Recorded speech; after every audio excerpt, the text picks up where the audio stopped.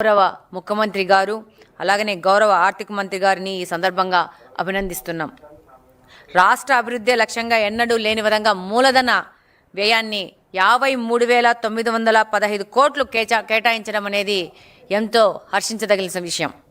వ్యవసాయ అనుబంధ రంగాలకు 13,595 కోట్లు కేటాయించి రైతుల పట్ల ప్రభుత్వం యొక్క చిత్తశుద్ధిని తెలియజేసుకున్నారు. అలాగనే ఈరోజు ఈ బడ్జెట్లో రాయలసీమకు అగ్రతాంబూలం ఇచ్చారు. రాయలసీమ వాసిగా ఈ యొక్క బడ్జెట్ను నేను స్వాగతిస్తున్నాను.